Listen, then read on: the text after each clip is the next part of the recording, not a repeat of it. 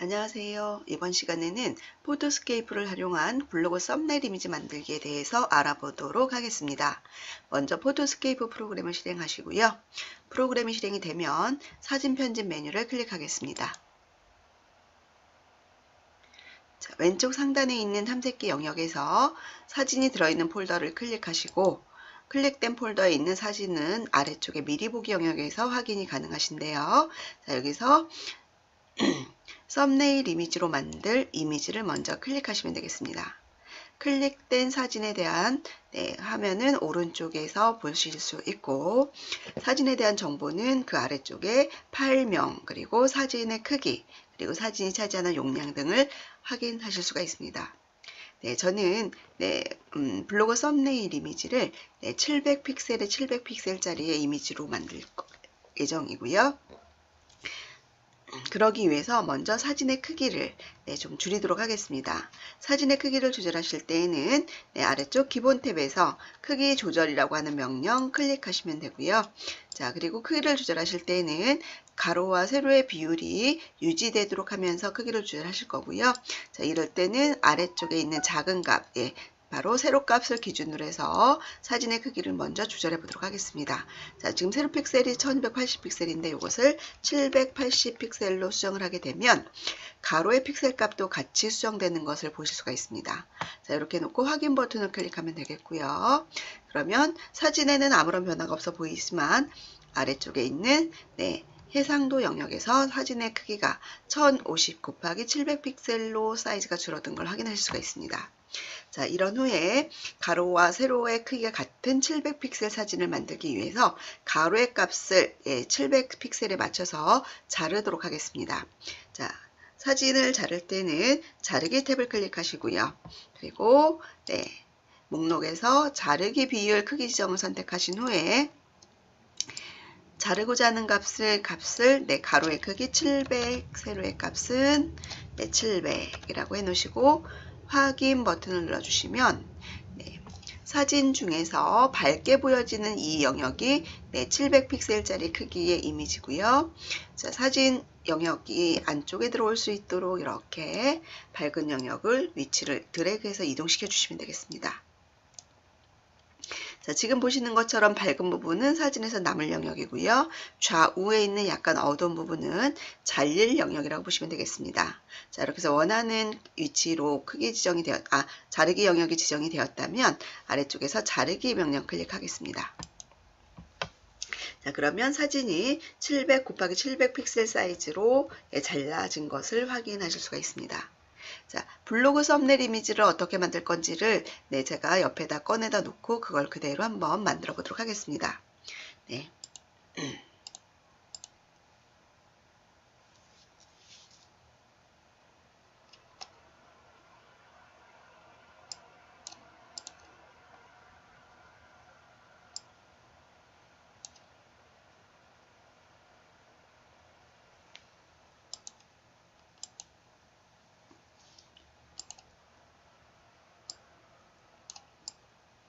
자, 제가 만들 블로그 썸네일 이미지는 바로 이렇게 한번 만들어 보도록 하겠습니다.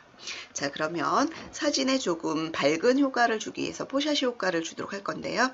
뽀샤시 효과는 기본 탭에서 뽀샤시라는 명령 옆에 역삼각형 단추를 누르시면 약, 중, 강의 값을 적용하실 수 있고요. 여기서 중간의 기본값 정도로 한번 뽀샤시 효과를 적용해 보도록 하겠습니다. 사진이 전체적으로 약간 뽀샤시한 효과가 들어간 걸 확인하실 수 있고요.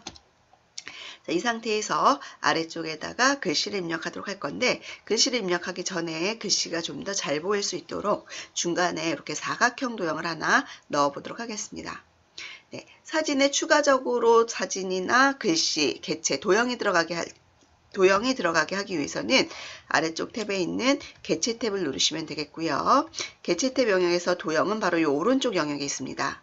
자, 그리고 위쪽에 있는 사각형이나 모서리가 둥근 사각형, 타원형은 선도형으로서 면의 색상이 없는 도형이 되겠고 아래쪽에 있는 사각형, 타원형, 모서리가 둥근 사각형들은 면도형으로서 선은 없고 면의 색상을 사용하실 수 있는 도형이 되겠습니다. 자, 그럼 여기서는 면도형 사각형을 그리도록 할 거고요. 사각형을 클릭한 후에 이렇게 사각형의 크기를 드래그해서 지정을 해 보도록 하겠습니다. 사각형이 그려지고 나면 사각형 도형의 색상과 투명도를 적용하기 위해서 수정을 할 거고요. 수정을 하기 위해서는 먼저 아래쪽에 있는 개체 선택이라는 단추를 먼저 누르신 후에 수정이 가능합니다. 개체 선택 단추를 클릭하시게 되면 그려놓은 도형에 선택된 상태로 수정이 바뀌고요. 이 상태에서 속성 고치기 명령 클릭하시면 되겠습니다. 자, 속성 고치기 대여 상자가 나타나게 되면 상단에 있는 투명도에서 숫자를 조절하셔도 되고요. 오른쪽에 있는 막대를 좌우로 조절하셔도 되겠습니다. 자, 조절되는 투명도의 막대 값에 따라서 투명도가 조절되는 걸 확인하실 수가 있고요. 자, 투명도의 색상을 변경하실 때에는 아래쪽에 있는 색 단추 클릭하셔서 원하시는 색상 클릭하시면 되는데 저는 검정색으로 선택하도록 하겠습니다. 자, 검정색으로 선택하고 투명도를 적당히 조절하신 후에 확인 버튼 누르도록 하겠습니다. 자, 그러면 이렇게 해서 사각형이 하나가 완성이 됐고요. 사각형의 위치는 사각형 그려놓은 사각형 안에서 드래그 앤 드롭해서 얼마든지 이동 가능하시고요. 그리고 모서리에 있는 점에서 크기 조절도 가능하십니다. 자, 만일에 그려놓은 사각형이 마음에 들지 않으실 때는 오른쪽에 있는 X 버튼 누르셔서 삭제하시면 되고 똑같은 사각형을 하나 더 만들고자 하실 때는 왼쪽에 있는 더하기 버튼을 눌러서 하나 더 추가하시면 되겠습니다. 자, 그리고 이제는 포토스케이프 강좌라는 글씨가 들어가도록 여기다가 또 하나의 사각형 도형을 하나 그려보도록 하겠습니다.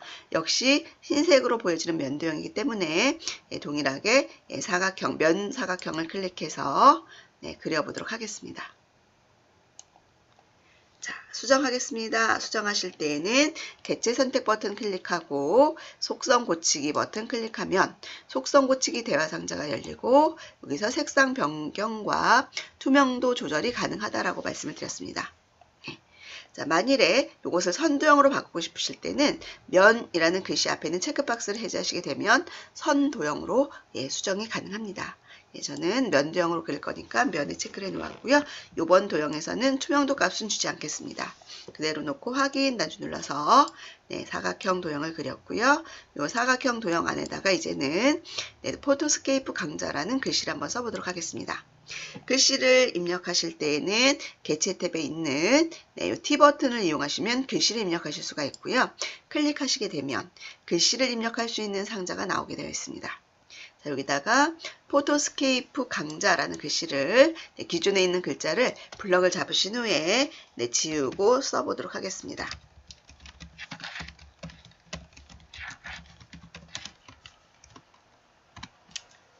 자, 글씨가 입력이 되면 아래쪽에 있는 글곳에서 글꼴 수정하실 수 있고요. 글꼴은 상업적으로도 사용하실 수 있는 무료 폰트를 반드시 사용하시는 거 잊지 마시고요. 저는 여기서 가독성이 뛰어난 배달의 민족 도현체를 사용해 보도록 하겠습니다. 자, 그리고 바로 오른쪽에 있는 숫자는 바로 글자의 크기를 지정하는 목록 단추가 되겠습니다. 적당하게 원하시는 글자 크기 선택하시고요. 자, 그리고요, 오른쪽에서 글자 색상 변경하실 수 있는데 저는 흰색으로 바꿀 거라서 그대로 그냥 흰색 버튼 누르겠습니다. 자, 그리고요, 아래쪽에서 외곽선과 그림자 적용하실 수가 있는데 외곽선 적용 박스에 체크를 하시게 되면 외곽선을 사용하실 수가 있고요. 체크를 풀으시게 되면 외곽선 사용이 불가능합니다. 자, 글자색을 외곽선은 적용하지 말고 글자색을 검정색으로 한번 적용해 보겠습니다. 자, 이렇게 해서 확인 버튼을 눌러야만 글자의 위치 이동이 가능하기 때문에 확인 버튼을 누르겠습니다. 자, 그리고 위치 조절했더니 글씨가 너무 크네요. 자, 글씨 크기를 좀 조절하실 건데요. 자, 글씨 크기를 조절하기 위해서 다시 한번 속성 고치기 버튼을 클릭하시고 글자 크기 조절하는 곳에서 조절하시면 되겠고요.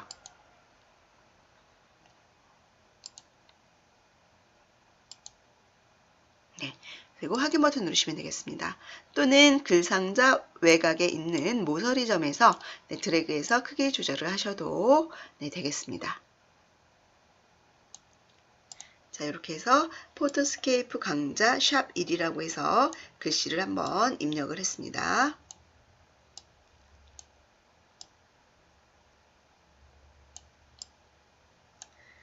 자, 이번에는 아래쪽에 블로그 썸네일 이미지 만들기라는 글씨를 한번 입력해 보도록 하겠습니다.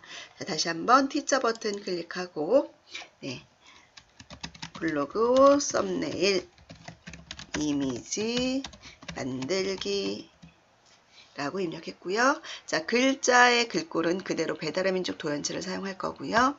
글자 색상은 네, 이번에는 흰색.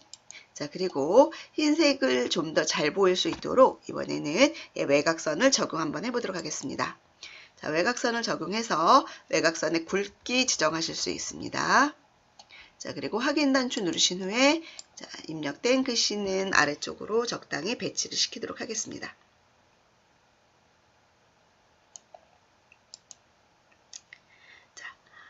여러 개 개체를 한 번에 이동하실 때에는 그 개체를 블럭을 잡으신 후에 네, 이동을 해주시면 되겠습니다. 그러면 조금 더 편리하게 이동을 하실 수가 있고요.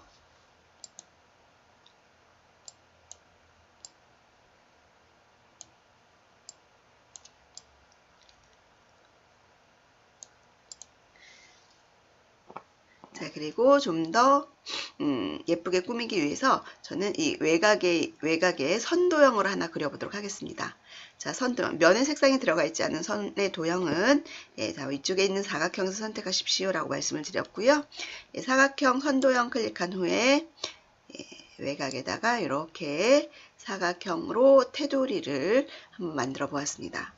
테두리를 역시 꾸미실 때도 네, 개체 선택 버튼을 먼저 클릭하시고 조절점이 생긴 후에 속성 고치기 예, 그러면 대화 상자를 불러올 수 있다라고 했고요. 투명도 조절과 선의 굵기 그리고 색상 변경 가능합니다. 자, 이렇게 해서 원하시는 대로 조절을 해주시면 되겠고요.